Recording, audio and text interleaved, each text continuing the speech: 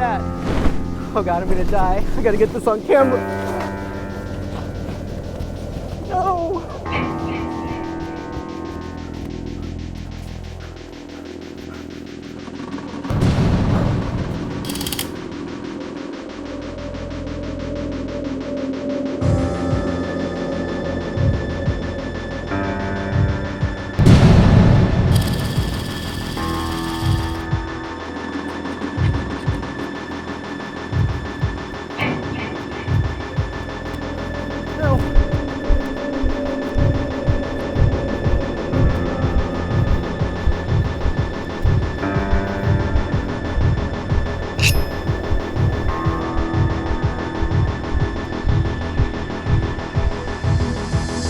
Hey everybody, welcome to the Marino Show. I'm your host, David Marino, and today I'm excited to have my guest. I'm welcoming back Anthony Sant'Anselmo of Mondo Video. You may remember the episode we did where we showed the video store that he constructed in his basement. Yes, he constructed a video store in his basement.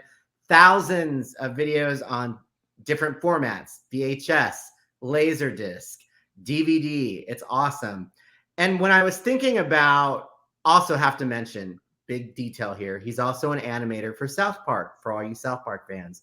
But when I was thinking about doing an episode for the spooky season and talking about films that would be great recommendations for you, I thought of Anthony because he's an expert in film. Look behind him. Anthony, thank you so much for being with me today. I appreciate it. Thank you for having me again. I'm honored. I really appreciate this. I love that you came back. And for those that didn't catch the other episode, I'll put a link in the caption to this anyhow, linking to that episode. But tell us about, again, your video store that you constructed in your basement and sort of what that entails. So we moved from LA to the East Coast and we've never had a basement. And it just seemed like the best, worst idea ever. I knew I wanted to, like, I've always loved movies. I used to make a lot of movies as a kid, and I'm pursuing feature filmmaking. Currently, I've been doing that for like a long time, but that's another story. But I wanted my kids to know what a video store was kind of like. You know, these were cinematic libraries back in the day. And I also wanted to build a set that I could shoot stuff in, do podcasts in, you know, have parties, get-togethers, whatever. And all these VHS, they still look great. Like I remember back in the day in the 80s, they're like, oh, it's gonna get rotten on you. It's not going to look good. I could pop one in and it looks great. So, you know, it's all worthwhile. And it was a very difficult build. I learned a lot about myself during it. My main thing was to finish. If I start something, I got to finish. So I'm kind of happy that I finally finished 6 years later. How many square feet is that video store? It banks off into different rooms, but it's about 2,300 square feet altogether down here. So that's amazing. And you know, we talked about it in full detail last time. I love everything that you've done. It's very creative with the props and the different rooms that are themed. Also have to mention that you're an animator for South Park. So that's a huge, I don't even want to say cult classic. It is a classic. People love South Park. So I'm sure that for you is something that you probably have a lot of people ask you about, right? I do when maybe the subject comes up, but I've had the exact opposite response. I've had people, you know, that I'm introduced to find out that I work for the show and they're like, cool. And then just kind of disappear like into the bush. I'm like, oh, maybe I don't want to know that person. And, you know, with all due respect, all good. You don't got to like it, you know, like. I guess it depends on your sense of humor, right? Like. But you know what it is? Sorry, please. I didn't mean to cut you off.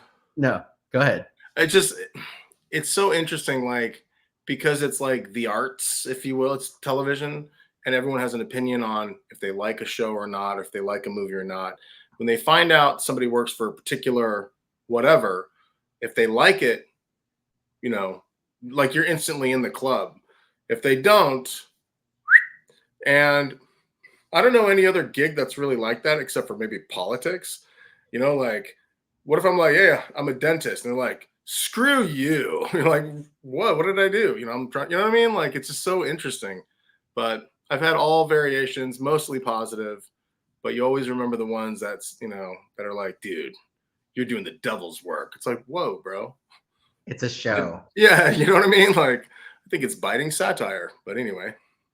Well, I love that too, that you're a part of that. But I'm excited to have you because we did dive in a little last time about movies. And I know you like all genres of film, but we're in the Halloween season now. And I thought, what are some great recommendations for both adults and children that some may be obscure, some may be popular, but I thought you'd be a good person to touch base with that. So when you think about this season that we're in, the spooky season, what is one of your big go-to movies that you just have to watch this time of year? Well, I hate to be cliche, but I'm going to. Yes. Do you know? Look, can you Out see the my gate. Nice. Nice, dude. Oh, that's great, bro. Love it. Halloween it's my favorite, and I'm not just saying that because you brought that up. It is my favorite horror movie, like the original Halloween from It's perfect. 1978. No blood, hardly any blood. And that's really, there's no blood in the film, but the atmosphere that John Carpenter created, especially with the music and the fact that he composed it. Oh my God. And you nailed it with the word atmosphere. That is everything, especially around Halloween. Atmosphere. Like, and I'll bring that word up a little bit later as I, show other titles, but 100%. That atmosphere was, I mean, this was California, okay, which is a desert. Like, this was shot in LA, Pasadena, and they made it look, like the Midwest.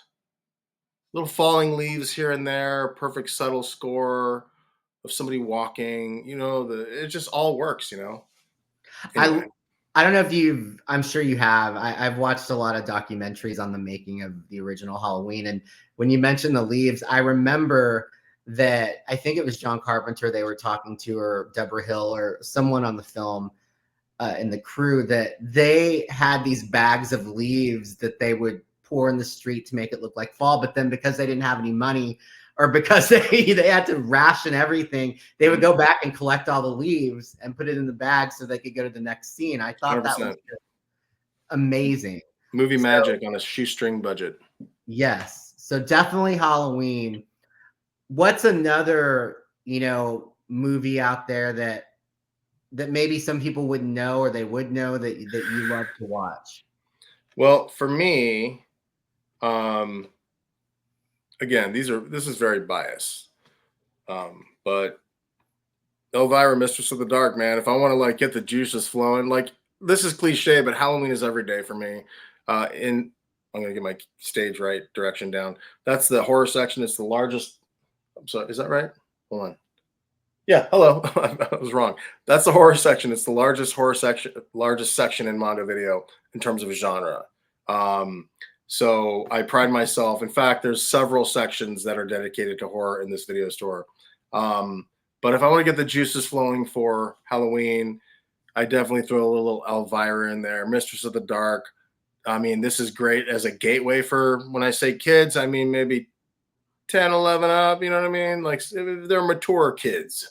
Otherwise, just family friendly in the 10 and up range, I would think. Depends on the kid, depends on the parent. But great film, super rad, really kind of gets you in the mood. I mean, it's good in 4th of July. It's good on Halloween. You know what I mean? Roger Corman, right? It was Roger Corman film. I don't know about that. It was. I love that film. I'm not seeing his name on here, but he doesn't mean he wasn't. It was New World Video. New World Picture, yeah. Well, you know what I love about Elvira, Mistress of the Dark, is that, you were talking about it could be kid friendly. I think it can, because if they're even younger, that the innuendos will go over their head. 100%. Yeah. But that's what I love about that movie, is that there's all these innuendos. It's so campy, but like really, really, it's a well done film.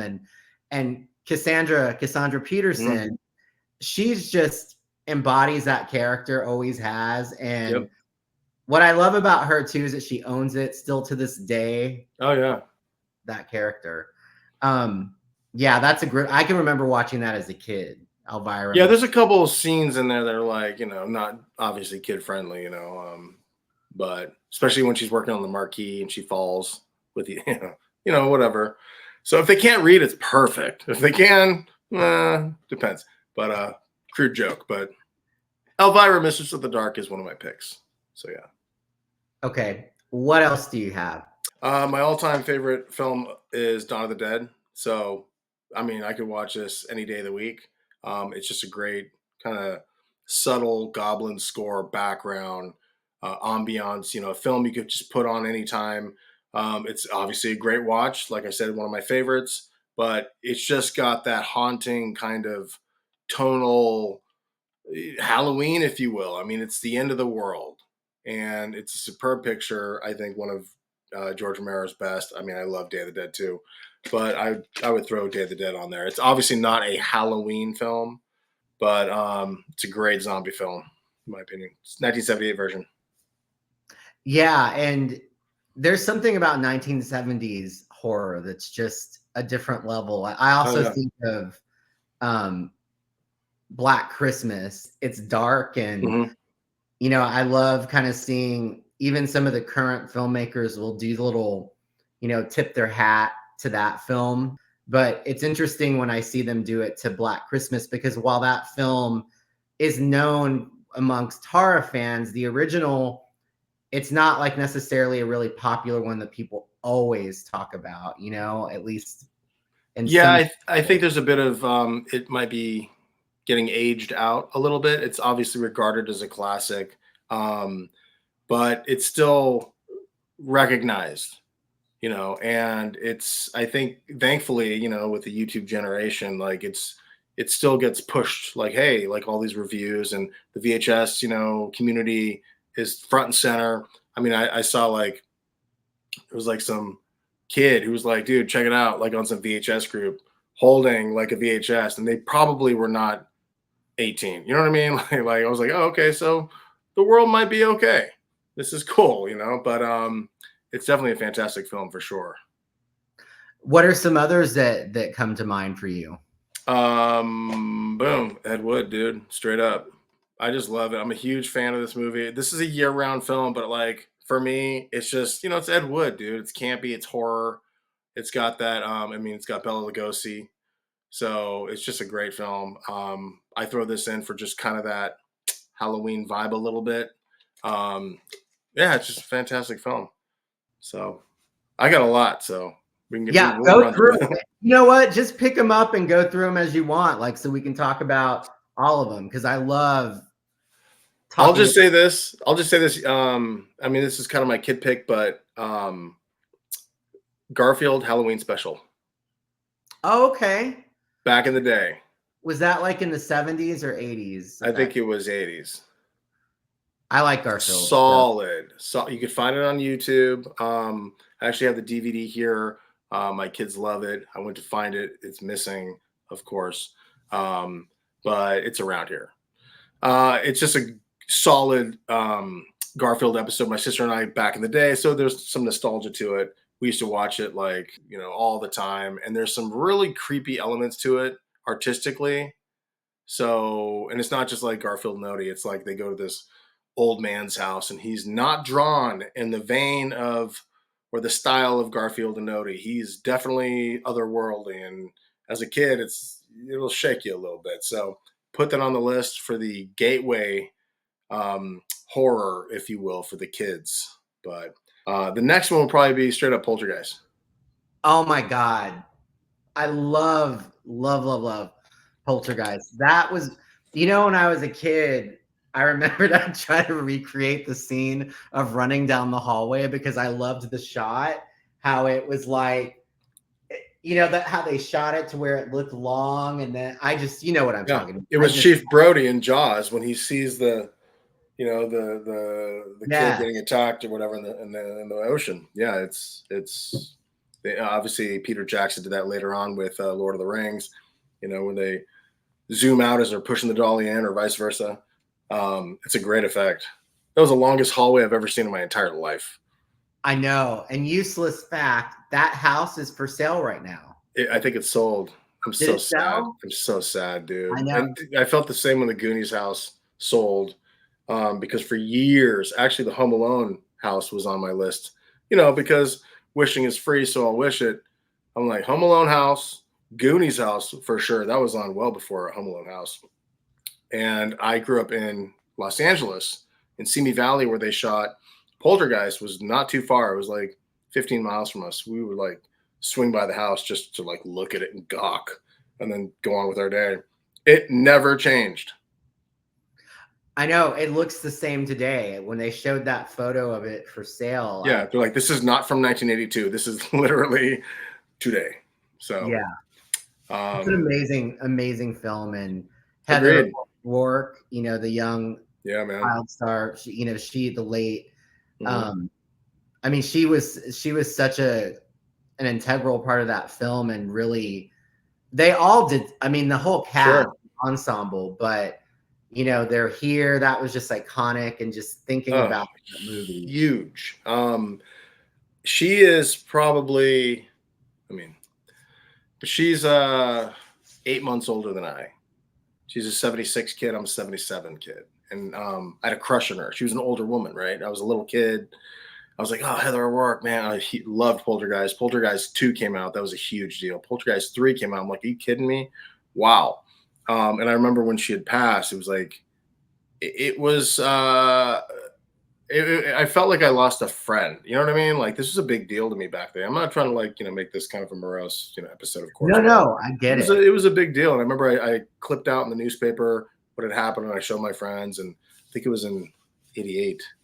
But yeah, very tragic, very sad for sure.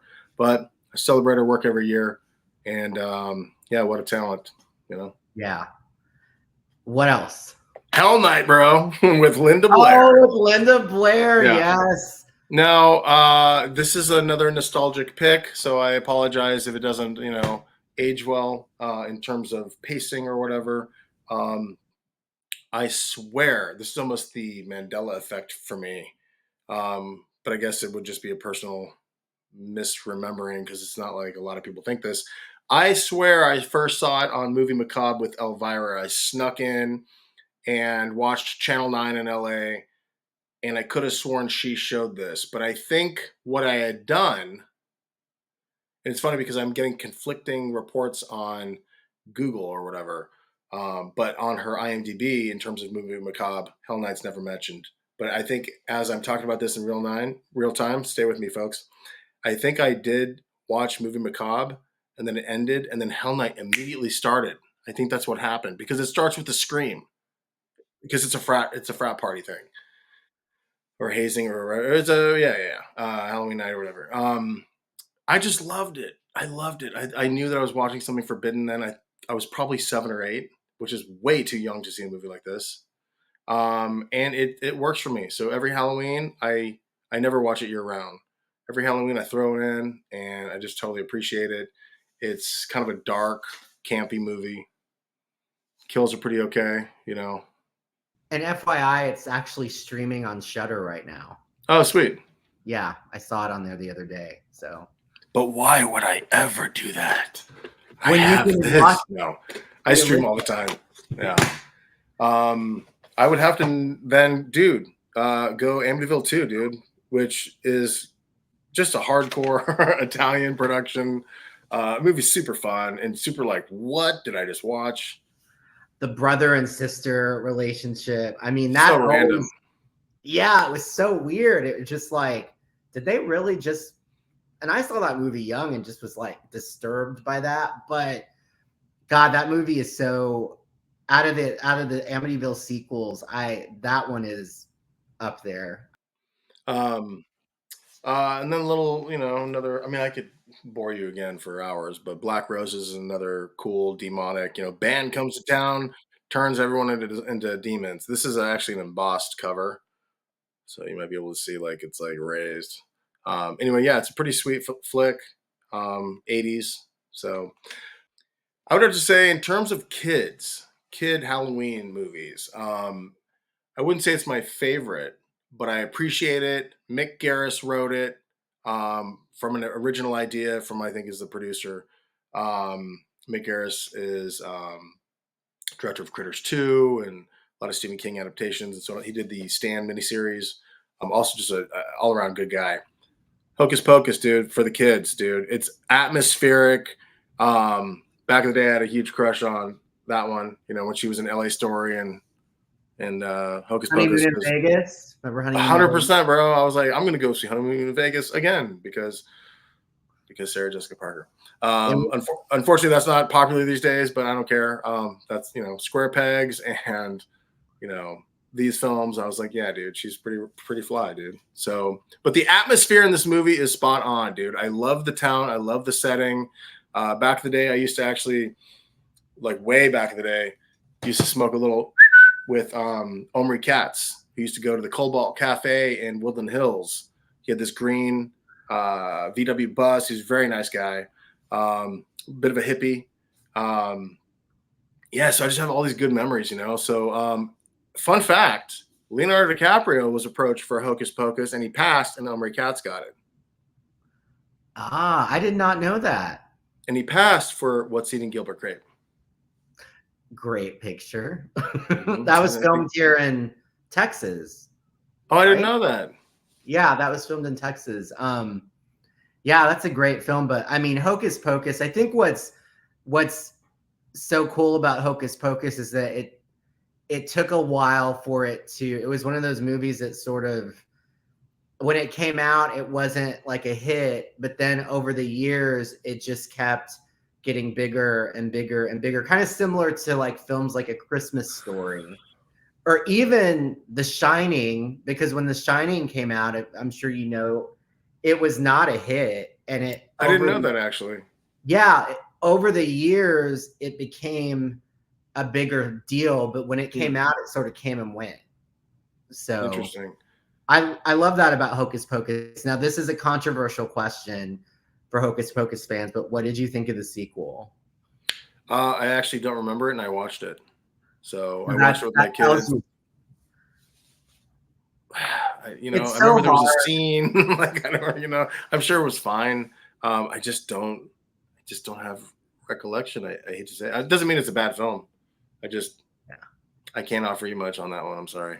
Yeah, no, that's fine. I was just perhaps curious. My third appearance for Halloween, if I'm lucky, I'll have some notes for part 2. It might be the same. It might be the same answer, But well, it's hard, when you have a film that has that kind of an imprint, like on the culture, like Hocus Pocus. I always feel like it's so tricky. I'm not against sequels at all. I love sequels, but sometimes it doesn't hit or it doesn't. Sure. You can't recapture some of that magic sometimes. Yeah, years ago, like 2005, 6, 7, so on and so forth, when some sequels would come out, I was like kind of like sequels of like beloved properties, 80s, 90s. I was like real territorial. What are you doing? How dare you? But what are you thinking? Or remakes, actually, more so remakes, I should say. I wasn't a fan of it. I will give Dawn of the Dead a pass, 2004, because I actually like that. I think James Gunn wrote a good script. I think there's a lot of Easter eggs and the cast was very good. I like Dawn of the Dead 2004 and Hills Have Eyes remake. I like that too. But I was very territorial. And then over the years, there were so many that I just settled back and I said, get over yourself. It's not going to besmirch, what you love. That's still there. Maybe there might be 1 or 2 or 3 good ones out of the 10. That's all we can hope for. And hope for maybe more, 4, 5, 6 good ones out of the 10.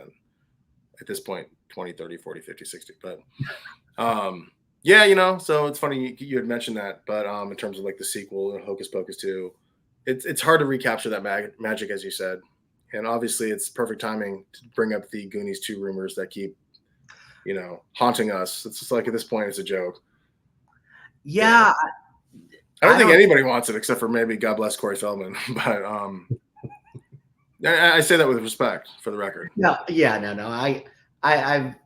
My friend Sarah actually loves Corey Feldman and loves watching the clips of him performing now with his band, because they're quite interesting if you've seen them. So, dude, I have seen them. So a friend of mine is the DJ in Limp Bizkit. He's not DJ Lethal. He's the other DJ, Franco Carino.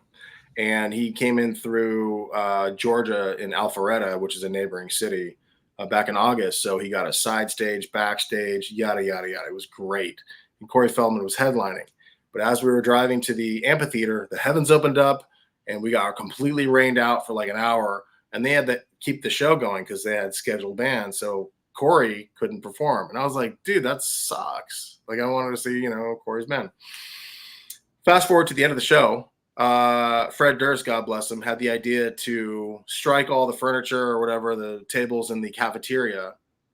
And Corey Feldman played a secret small show, private show for friends of the band, family of the band. So it's funny. So they had all these fold out chairs, and my wife, as I was talking to Frank, I'm like, hey, is it cool if I like record this? It's like, yeah, it should be fine. You know, it should be good.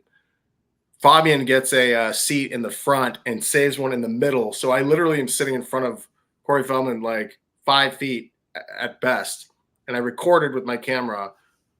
Like, my hand was a tripod for 45 minutes. It was seamless. Okay. It's on YouTube right now. It's a 45-minute set, private show of his band. This was 2 months ago. So I was able to see it. And I'm not knocking him at all because, like, behind me, as you know, you may know, I have this wall that I dedicate each month to actors or directors or actresses or whomever. And for Corey's birthday, I did a Corey Feldman wall of all his movies. So I actually showed him that on, you know, Instagram. He's like, oh, I saw this. I was like, cool. You didn't repost it or like it, but that's cool. I didn't say that to him. Anyway, nonetheless, it was a cool show, and it's interesting to see all the feedback on YouTube. Not everybody shares my enthusiasm of his performance, but You know, I like watching him. You know, my friend, she, you know, yes, people will say what they say about him, but she actually really likes him. I think of him from, you know, he's my childhood. You know, 100%, dude. Yeah. I mean, even like the Lost Boys, of course, classic. But even Dream a Little Dream, even some of the ones that weren't like absolutely. No, I'm a fan of that movie, dude, for sure.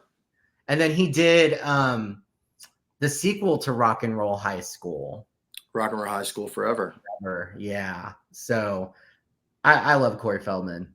You know, it's funny, if I may, just to put a pin in the Corey Feldman stories. A friend of mine, Dewey Sean, who's a super funny guy, lives in Florida, comic.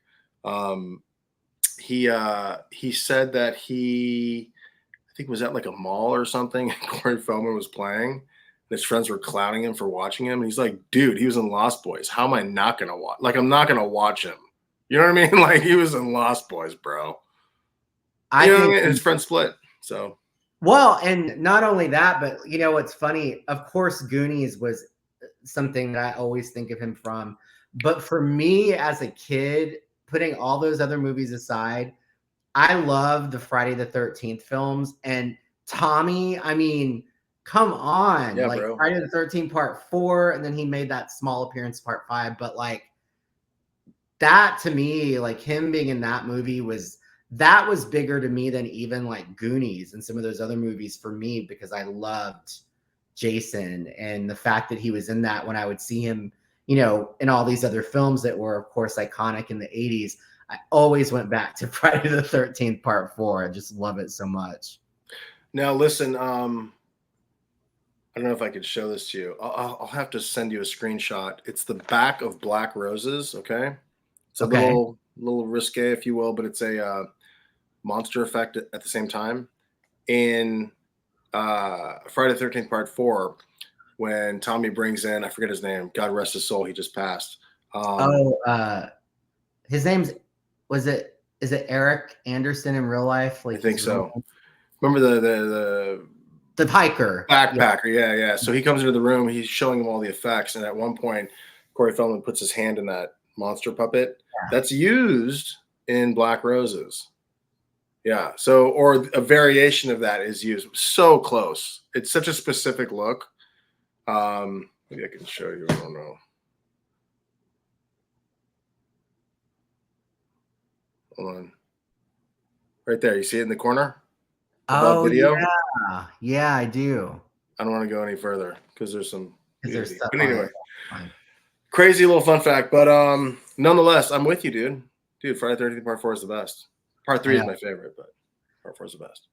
I got to show you something while you're. Where did I put it?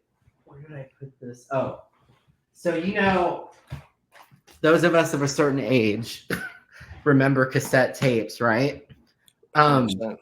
so I was at the record store here in Austin, one of the record stores I always like to go to. And I was, at the counter paying, and I happened to glance. They have like, merchandise at the counter, cassettes, because everything's on cassette now again, which is crazy. And I happened to catch cassette soundtracks of Friday the 13th. Wow. This is part. I haven't opened it. I took the price off. What a grail, dude. That's great, dude. This is part 3 because my favorite soundtrack out of all the Friday the 13th films is part 3 because it's got Down, that down, down. I love it. Down, down, down. It's like a disco, dude. I love it. Yeah, And it's the so best. I happen to look over. I'm like, are you shitting me? Like they have this on tape. Growing up, I had the Halloween soundtracks on cassette tape, but I never had any of the Friday the 13th. So Can I ask what you paid for that? it was $9.99. You're kidding me. No, I probably would have bought it for a little bit more. Because you're not going to find that in life. You're just not. no. Maybe on eBay, but that's a great price, dude. Yeah, so they're selling them. They're like these are new. So You're kidding me. No. These are issued now. Like holy shit. These are like out. That's what I'm saying. This isn't an original. This is like they have reissued Friday the 13th soundtracks on cassette. They had part 3, they had part 2, and they had part 5. Wow. I thought that when you had said because they have like new, cassettes coming out. I thought you meant like how artists are kind of diving into the retro look or feel today. No. Like I'm going to release my music video on VHS. Wow. Right. I didn't know they were doing that. So you could probably find these or order them online. It's crazy. Then you got to tear that sucker open and put it in a boombox, dude. I know. But if it was from 83, 84, I don't know. Yeah. I don't know if I could open it. Yeah, no, this is new. I just love it. It's still cool to keep sealed, Yeah. But I'll find one. I'll send it to you. That's very nice. All good, dude. I'm sure. I mean, Austin's probably got some sweet stuff versus where I'm at. We're a little bit more. We have a Costco. That's pretty good. So it's not that punk rock, but yeah. No, that's cool. So what was I gonna say? So we've gone through like the different horror movies, and I know there's a ton more that you probably know. Are there a few more that you wanted to talk about? I mean, this is like the first time in all time and space that I've actually brought a Blu-ray into this room. How dare I? But this is an obvious one. It's Great Pumpkin Charlie Brown. It's a cute, fun, classic flick. But I actually have a watch list. Okay. Tell me. The first one on my watch list is Final Exam. I know that's your movie. And I remember the last time we were talking, I couldn't remember what movie that was exactly. Couldn't pinpoint. I have since, actually after that episode, I looked it up, but I saw it years ago. I have not seen it since I was probably a kid. In fact, I haven't seen it since I was a kid. So that's on my watch list out of respect for you, because that's one of your favorite slashers of all time, right? Okay. I love it. Yeah. And I interviewed Joel. Can't think of his last. Look it up. He played Radish. I interviewed him. That's so familiar, dude. So when you watch it, you'll see who I'm talking about, and you can go watch the interview with him, and he talks about the making of the film and everything. Awesome. So that's on my list. And then we're going to fast forward to more current films. Late Night with the Devil. I haven't seen that, and that's a Halloween night film, I understand. It's really good. You haven't seen it, or you haven't seen it? No. You need to see that one. That's a really good one.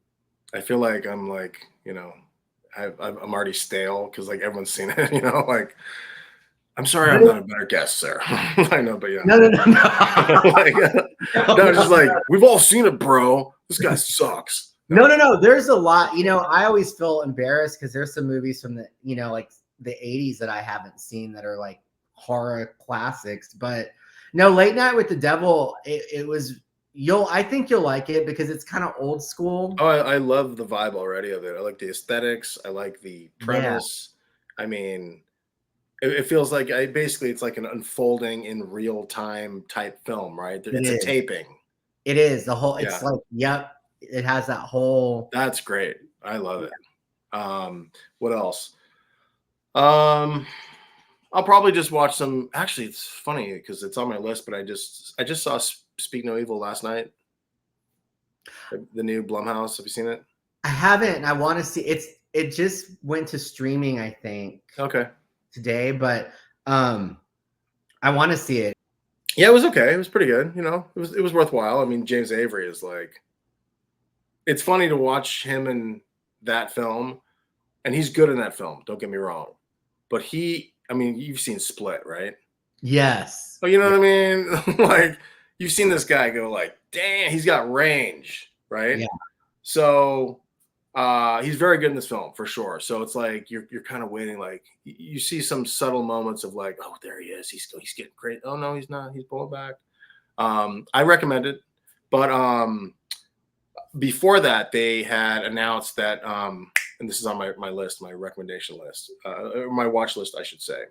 Remember the movie Lights Out from Yes. 2016, I think? Yes. Yeah. I saw that. So that's coming back to theaters. Oh. Yeah, so that's on my watch list. I super enjoyed that film. And Don't Breathe, big fan of that one. I never saw the sequel though, but I love the Me neither. So I just added the sequel to my watch list. Thank you, sir. What's interesting about Don't Breathe is it's almost a loose remake of People Under the Stairs. If you think about it, take the comedy and wackiness away. People break in to steal something and they cannot get out. There's also a Rottweiler.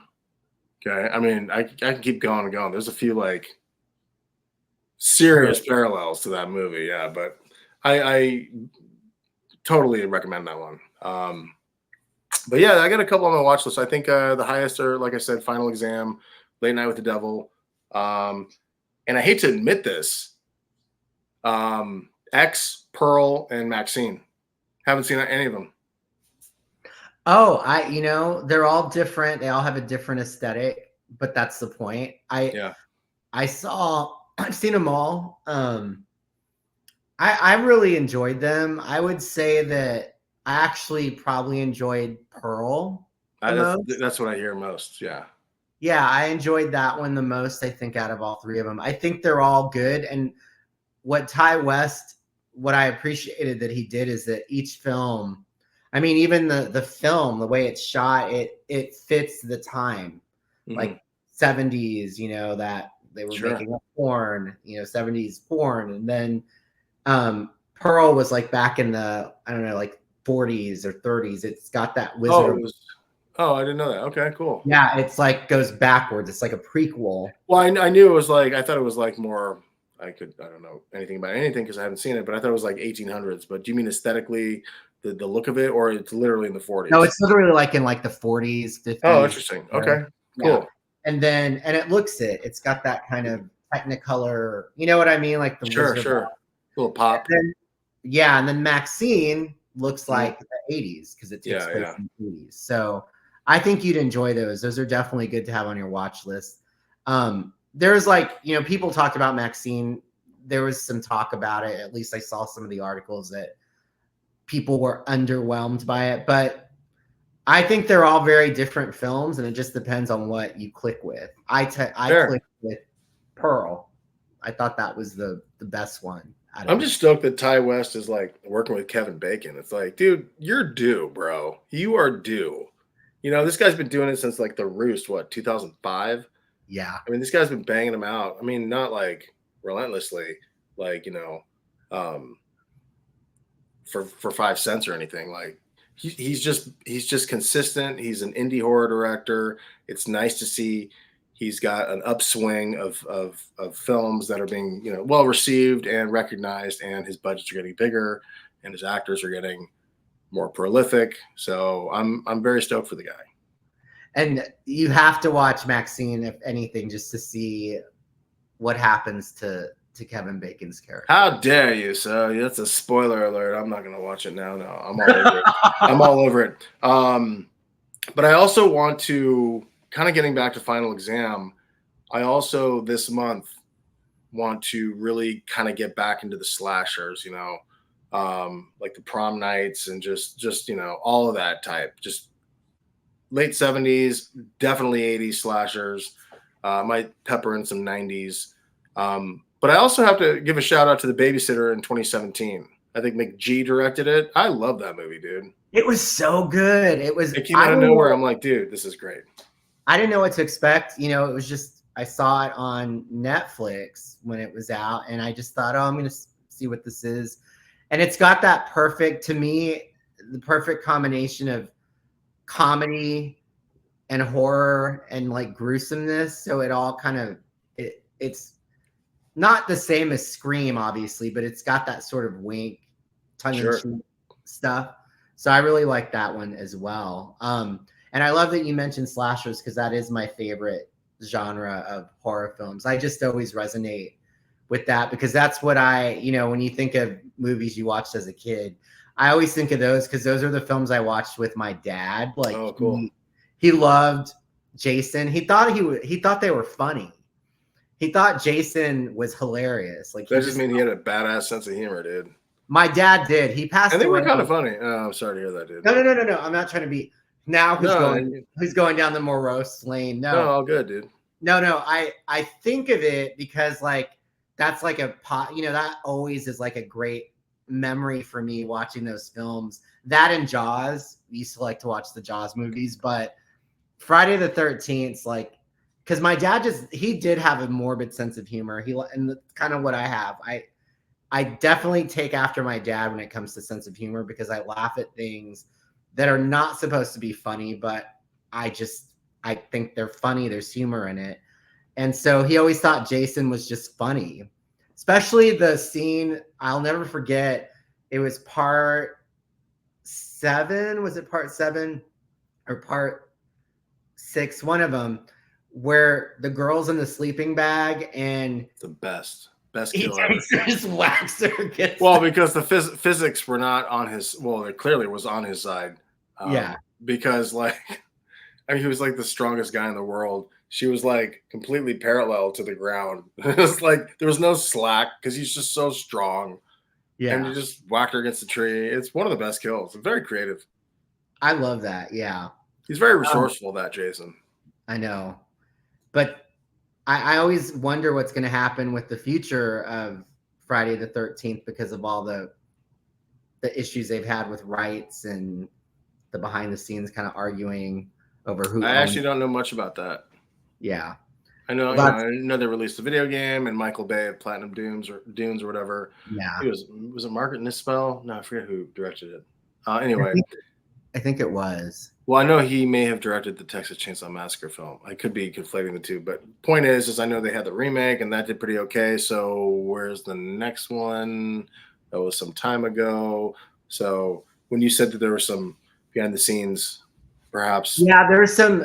I don't know all the details. I'm not surprised.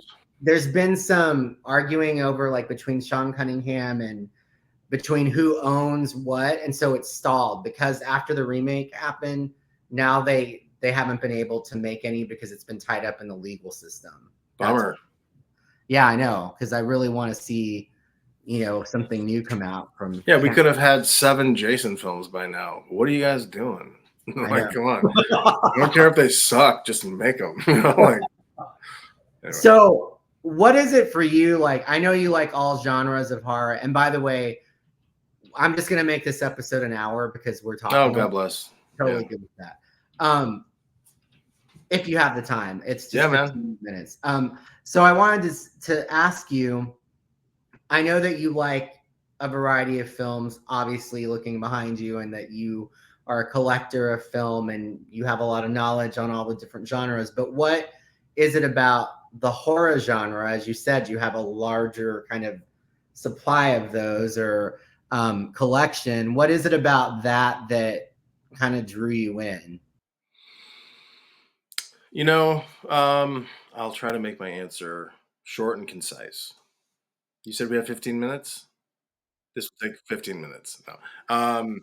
So I went to a strict Baptist school growing up. Not my choice, but I went to that school. And they were always telling me, that I was going to this specific school. I'm not saying all, but this specific school was telling me that I was going to go to hell and I was going to burn with the worm. When I was 6, I'm like, I'm 6. Can I just play dodgeball? I'm 6, I'm 6. And I had a pretty strict mom too. So I think now I can't say like if I had lived another life and I didn't go to a school that was telling me horrific things, would I have a natural attraction or inclination to gravitate towards horror? I don't know. All I know is my experience, and my experience is I started writing. Well, Gremlins came out. That was a big deal for me. Dark Crystal came out. That was a big deal for me. So I started writing these movies that I couldn't see. Like I wasn't allowed to see Dark Crystal or Gremlins in the theater. So I would write for school assignments these compositions of like what happened to me with Gremlins involved. And then I started, going doing more writing assignments like that. And they're like, I'm a little concerned about Anthony's writing because it was all fantasy, it was all dark. And of course, going to our local video store where they did not hide the horror section, they faced it for all to see, even 7, 8, 9-year old self, me. I always gravitated towards that section. The cover art was so eye catchy and attention grabbing that I always just kind of went just towards that. I just gravitated towards it. My mom was, obviously being like, I think a aware parent with a young kid going to graphic, don't go there, don't go there. But I remember vividly, long story short, I saw a movie VHS called Mountaintop Motel Massacre. And I'm like, that's the coolest title I've ever heard in my life. And I was like 9. I just loved how they tripled down on the M's, Mountaintop Motel Massacre. I wasn't allowed to rent it, of course, because my mom's like, you could rent Annie. I'm like, God, that sucks. Right. so so I remember I went home and my dad would take me on the weekends to his office and I wrote a 36-page story called Mountaintop Motel Massacre. Um, it was my own story on what I thought maybe the movie would have been about. Because again, I couldn't see it. So a lot of this was me just trying to get to horror, but I couldn't. I was allowed to hear horror at my school, but yet they were concerned when I would write about horror. It was real hypocritical. So, and of course, my mom was just being very protective on some of the imagery that I was interested in. Long story short, too late. I was able to start renting jacked up movies. Trauma. I had like a movie marathon by myself when I was like 10. That's a problem. Okay, for a 10-year-old, it's kind of a problem. In a good way for me. But I just always gravitated towards it. I just appreciated the fantastic, the escapism. Um, and I also think wholeheartedly that I'm kind of a nail biter, unfortunately. I think I grew up with a lot of anxiety. I think that school had a lot to do with it. I think my mom was very strict. I also had a pool accident when I was a kid. I won't get into that, but my mom was very concerned. We had a sheltered life. So I think I was trying to face a lot of fears without even knowing it about death or whatever. So I think a therapist would love to talk to me, especially about what I didn't hear. But I think it was a healthy yet maybe morbid, like I went through the whole faces of death phase. Now I don't even care to watch them. I don't really care. I mean, part of it's even fake, but I don't care to watch those. You know what I mean? I don't. I've seen it in 8th and 9th grade. I'm good. But I think for me, I just needed to kind of like see as much as I could, but I also appreciated the creativity of it. And I appreciated the wonder that it gave me. Stephen King, loved his work, love his work. Clive Barker, you know what I mean? So, I mean, all of it I just gravitated towards. And I think some people just like musicals, some people like horror, some people like all of it.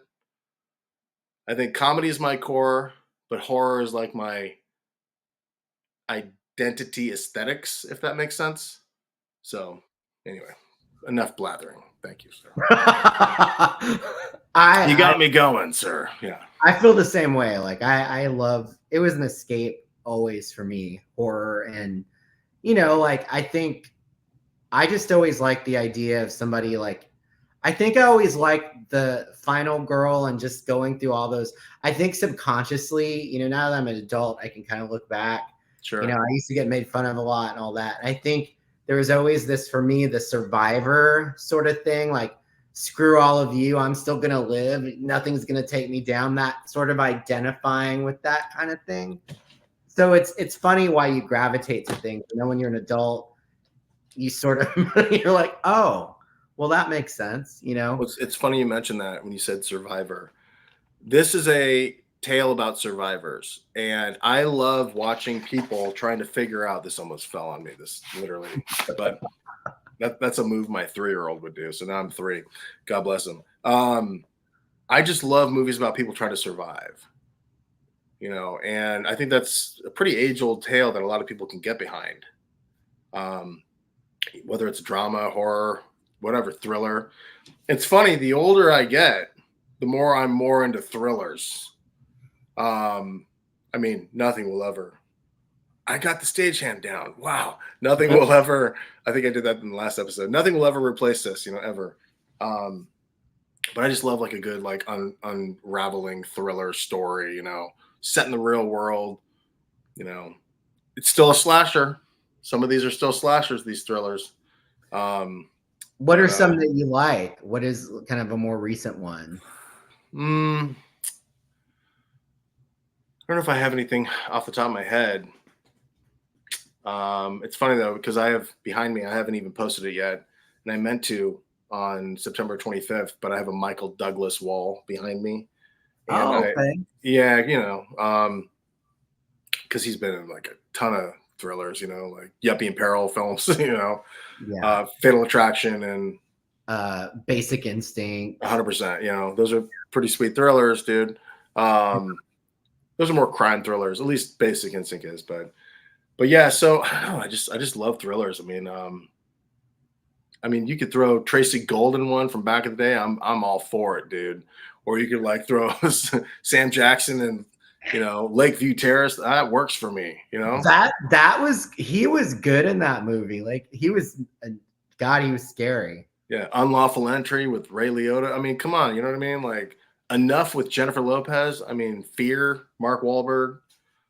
They're fun. I haven't Fear. That was such a good movie. I always think about early Mark Wahlberg with that because Reese Witherspoon. That was great. Dude. I also liked like Panic Room. Oh, it's a superb film. Yeah, Jodie Foster is one of my favorite actresses, and I love Panic Room. I thought that was just such a. That ending. It's the appropriate ending, unfortunately, but I just wanted Forrest to get away, dude. I just wanted him to get away. He just was with 2 horrible people. Mm-hmm. He was just doing what he didn't know that she was going to move in. She wasn't supposed to be there. You know what I mean? It was a surgery for his daughter or something like that, wasn't it? Yeah, he was like the empathetic, compassionate. Yeah, man. But what was crazy is that Dwight Yoakam, yeah, man, played like that evil, that one of the evil dudes. Mm-hmm. And it wasn't a stretch because he was like the horrible stepdad in Sling Blade. Yeah, so I mean, he's a solid actor. Yeah. My mom, likes, or when we were growing up, she would listen to some of his music. So I knew him from the country music world, but like, yeah, he was definitely awesome in that movie. I also want to mention before we go, you eventually are going to have your own show coming out, right? Mm-hmm. Or a podcast, or what is that going to be again? It's a podcast. We've got I've got a couple episodes in the can. I'm kind of acquiring it before I release it. There's a couple nuts and bolts that I have to like figure out on the wraparound and the music rights and whatever. But I'd say at this point after Thanksgiving, we'll push it out on YouTube. So it's basically on YouTube. It's Mondo Video Store. So yeah. Oh, that's awesome. And you're gonna it'll be on YouTube, so you'll do like the video version, obviously. Yeah, and we do shorts as well. But yeah, we'll have it, on Instagram, which is Mondo_video, and TikTok and the whole 9 yards. So, do you have any other anything you're going to be doing with the video store? I mean, I know this is like a private video store, but any other things on the horizon in that world?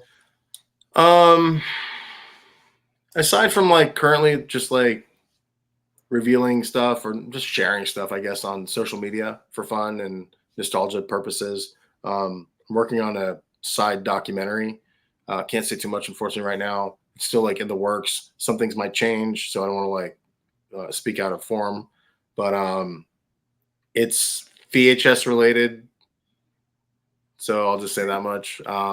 It's pretty funny and exciting. So I'll just leave it at that. So hopefully I'll have some more cool stuff to share with you. Because again, I want to like say something and then it doesn't manifest, or somebody drops out or whatever. But it's looking good. Good. That'll be great when you can like talk more about it. But I also have to give you props because after our original interview, I saw you like on Kelly Clarkson's show. That is so awesome. How did that happen? Random. Okay. So on Instagram you have like your messages. There's primary, general, requests, and whatever, and spam, Like I guess. Spam. Yeah. So every now and again I'll clean out spam or whatever, because if you have a public profile, you just get littered. And I have the video store account public just so people can access it instead of wondering what it's about by having to follow and request. Anyway, so I found this message from a producer, and there was no profile image, no posts, no nothing. Just, hey, love your work or love what you've done. We'd like to have you on the Kelly Clarkson show. So I vetted the name, I vetted the email, I had my wife vet the name and email. Seemed legit. So she said, I'll take a call. I'd like to take a call with you. So we had a call, and I mean, I could bore you with the hoops I had to go through, sir. I will say it was a rad experience. Initially, I thought, because they were asking me about my health, they had to potentially get medical records in case I had a situation on set. I'm like, on set? Are you kidding? Like, why would I go to New York? I mean, you know what I mean? Like, not that I wouldn't, but I was so glad when they wanted to do a Skype. I was a little surprised it was Skype, but I was more like, okay, I can handle doing an interview in here. Being on some sofa after, like, I don't know, George Clooney leaves, like, why am I here? You know what I mean? Like, so I was very thankful.